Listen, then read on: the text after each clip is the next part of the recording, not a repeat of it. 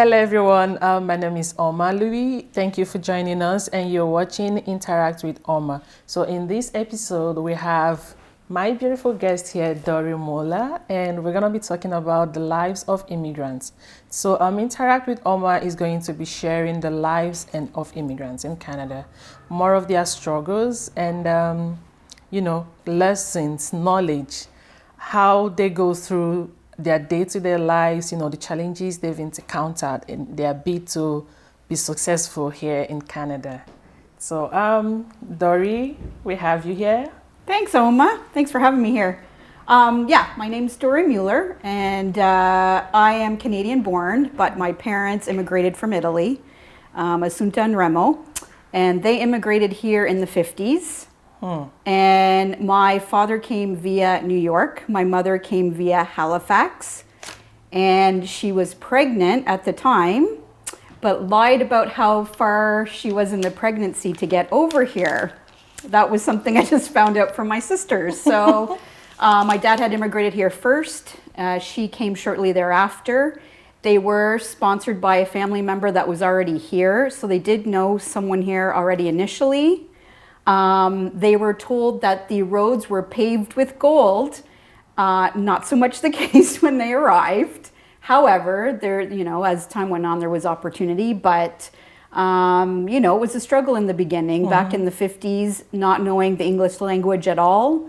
My mother learned English by reading the newspapers. Wow. They did not have money to do English as a second language. They obviously didn't have social media back then. So it was pretty much between the neighborhood they were living in, the family member that they knew, that's how they learned. And employment-wise, my mother was always home. My dad's first job here was digging ditches for 50 cents an hour. Oh, wow.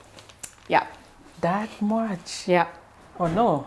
Trying to take anything. Yeah, trying to take anything. To survive. Yeah, to survive. So they lived simply. They didn't have a lot of money. Bread on the table, and whoever could eat first was the ones that ate first. They had obviously 2 children before I came along. So, by the time I came along, they were already quite comfortably set financially. But the story back then, it was a definite struggle. Yeah. Wow. Yep. Thank you for sharing that with us. So what was it like as a child growing up in an immigrant family? Because I'm sure you have some Canadian friends, right? I do, across the board. Like? Yeah. I think it's interesting because, just like anything, I had Canadian friends even as a young child, and I had Italian friends, and there were the Italian traditions in the home. The language was still spoken in the home. I had Canadian friends where they had their own traditions, so kind of getting to know each other's traditions and, joking a little bit here and there about the different traditions we were doing. I think the funniest takeaway on my side that my friends would always joke about, my parents, because of the war, having gone through the war, they were big on, catching any animal that kind of went in the backyard. That was kind of a running joke, and we have stories behind that too. But, I think at the end of the day, it's the unknown, right? So you're meeting people for the first time, and I was learning the English language already in school. It was my parents that were still struggling with English language. So I would actually come home with words that they didn't even know, were about. So they would ask me as well. My dad, through his job, would learn English as well. So it's very much trying to acclimate to a new country and different lifestyle. And you do notice a difference as a kid because nobody really knows, how different your background is to theirs. It didn't change anything as far as friendships Italian? go. I do, yep. Very well. How fluent? Enough to get by if I go back to visit the country. My parents, unfortunately, they're deceased now, but they still spoke Italian in the home quite regularly. I'd say it was probably 50% Italian, 50% English. So we were learning both at the same time. I think it was important. Our daughter knows a little bit too. My husband comes from a German background, so it's the same kind of thing, a little bit of both. we did think it was important to keep the tradition and the which language. Oh, nice. Yeah. Which of the languages was harder for you to learn? Like being that your parents, you know, Yep. they spoke more Italian than English, and you being born in Canada, you always interact more with people in English. So did you struggle with that? I do, because I think every language, and even the Italian language, there's different dialects, right? Right. So even in communicating with relatives now who are still back in Italy, the dialect my parents spoke might not necessarily be the same dialect that the rest of the family speaks. So you're struggling a little bit with the words, and you know, they kind of chuckle. They don't know English at all, so I have to get by on the other language. Definitely harder learning the Italian language, having been here for so long and trying to keep it going. I think that's the biggest struggle. Because they're not here anymore, so we don't hear it anymore in a home. So yeah, trying to keep it going for the sake of other relatives is probably the hardest thing, but we're trying very much so. Oh, just as a reminder, rather. Yeah. You're a realtor, right? I am. Have you tried to work 9 to 5? Doesn't work. Why? Realtor life is all over the scale. You have to be very flexible. If you have clients that work 9 to 5, you have to have the ability to take them out in the evening and accommodate hours all over the place. I do try and set somewhat of a boundary, because we all have family, we all have other lives as well. So, and as a mother, it's a bit more of a juggle, especially these days with kids being at home. So yeah, 9 to 5. Not for you. It's not a career for 9 to 5. There were jobs I had that were 9 to 5, and some days I wonder about shifting back, but I do love it. So I think you have to be passionate about the career. And the hours don't matter. Yeah. So what is the common, let's say, problem or challenge that you notice they always encounter, and you're like, I wish this guy's got to know this. Why don't you know about this? You know? I think that the biggest is the language barrier. Trying to understand each other, a lot of the language barrier, and that's why you see a lot of clients from certain communities, they're going to use a realtor within that community because of the language. So trying to adapt to each other's language and understand each other, and lots of different cultures, lots of different traditions. You have a lot of multi-generational families or multi-generational families living together, whereas in North America, that doesn't happen as much, because usually with retirement and that sort of things, you have a lot of parents going into retirement homes. You have 2-person income, everybody's working. You don't have as much of that multi-generational scenario happening, where I find in other cultures, it's very much a big deal. You take care of mom and dad, vice versa. So everybody's in the same home together. So that's kind of a big thing too to adjust to, right? So I think it's just the differences in cultures. Is getting to know and adapt to those expectations that might differ. That would be the biggest thing, and of course a language barrier. So another thing that I noticed that is one of the things that it discourages immigrants from wanting to go into a realtor or even being an investor or even working as one. Is paying to write the licensing exams, and then having a good financial background or history to be able to buy properties. So I think what if you're a newer immigrant coming into the country and you're only here for a few months, you have to look at different lending services beyond the bank. There are different lending services that can and have programs for newcomers to Canada. And I think at that point, you have to reach out to some of the realtors and say, this is what I want to do. What kind of options do I have? Because there is financial support for different scenarios, especially if you're a newer immigrant and you're looking to rent or buy. The biggest issue is credit checks. Because you haven't lived in the country long enough, it's hard to do a credit check here. So what different lenders will do, they will try and get history from the original country. And that's the thing that they have to understand. If you're coming here and you know you're planning to buy, try and collect as much documentation as possible from your previous residence, from the country you're coming from, whether that's landlord referrals because you've been renting, your financial statements, your income bank statements. Bring as much documentation as you can. Make sure you can access it when you're here. there are opportunities there. You just have to look beyond maybe a bank, different lending services, and we have those kind of connections. So there are different opportunities.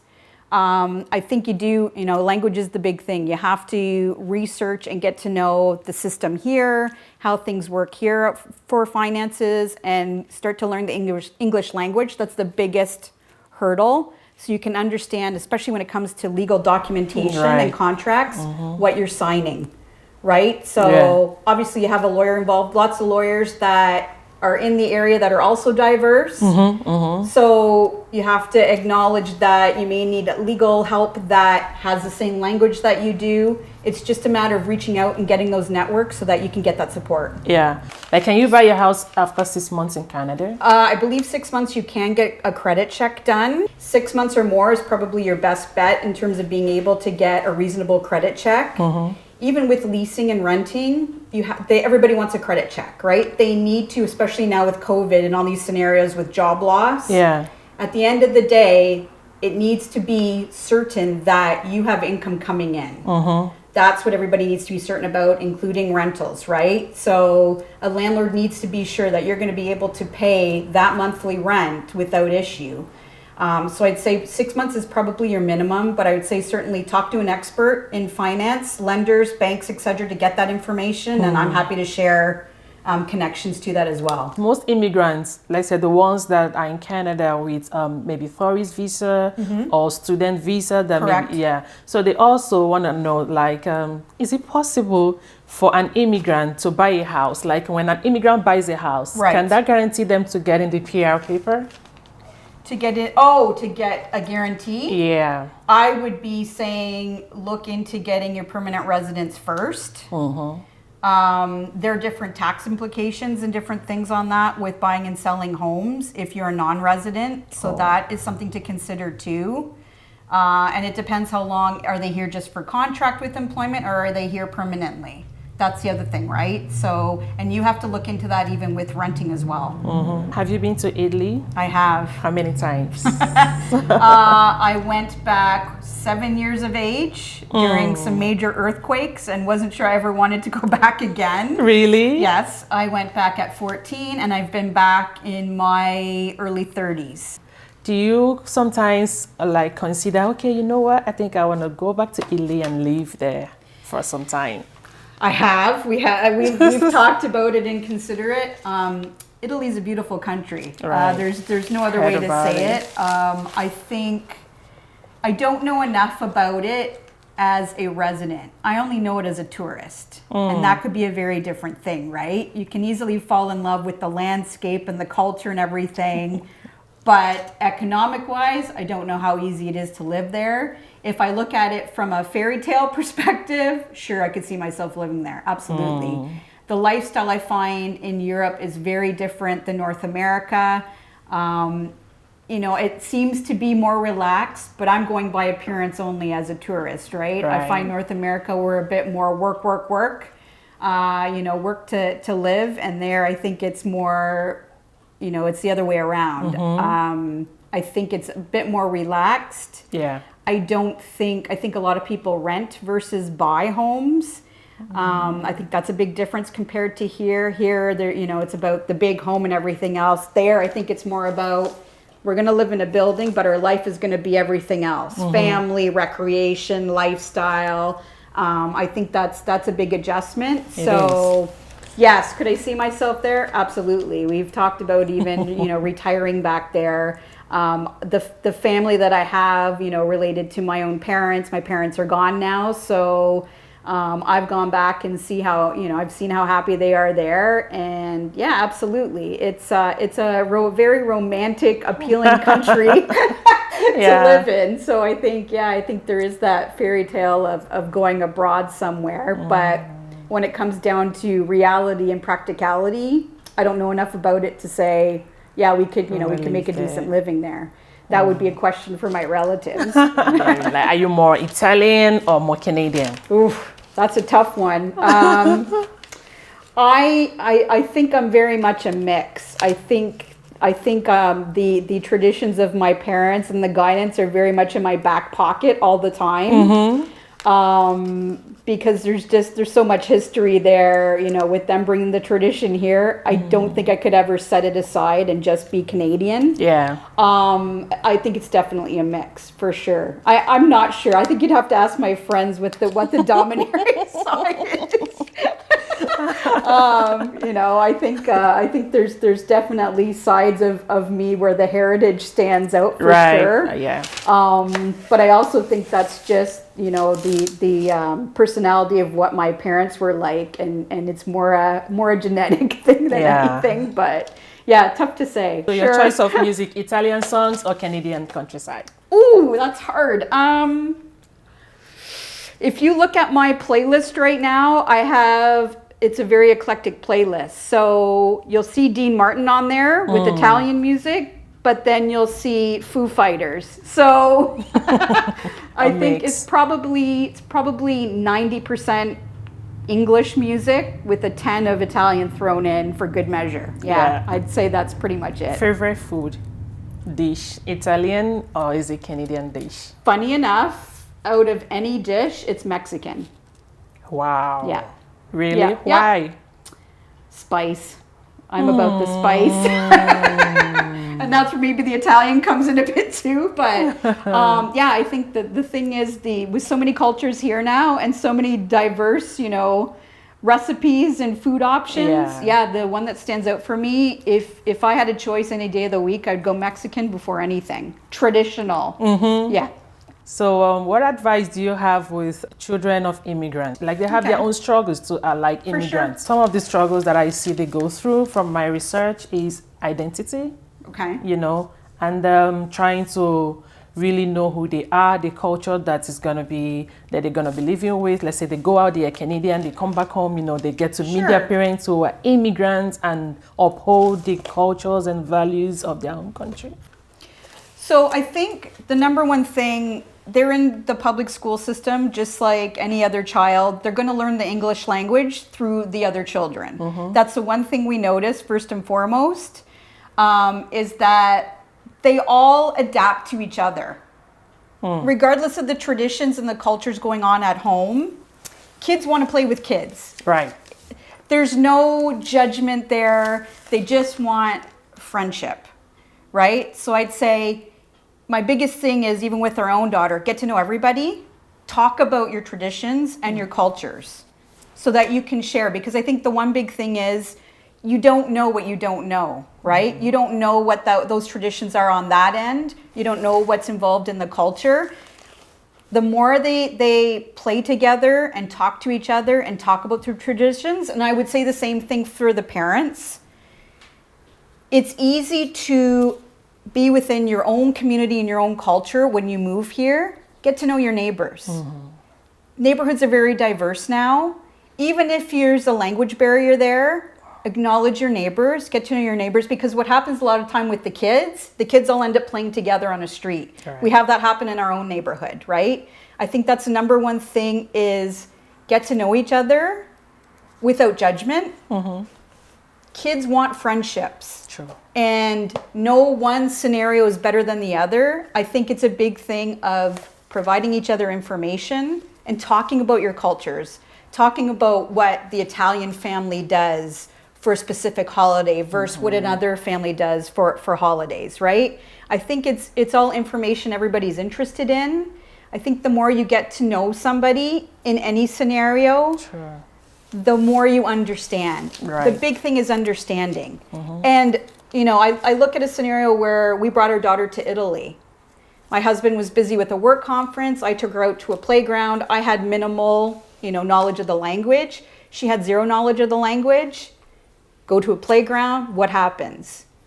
A bunch of kids playing together. She doesn't know Italian, this child doesn't know English, and they're sliding together like they've been best friends forever. And I think that's the thing. The kids will acclimate together, they will adapt, just like you would going to any other country. You eventually adapt, you just have to be open to it. Right. Thank you so much, Dori, for coming here and then sharing your stories and your journey with us, especially your knowledge.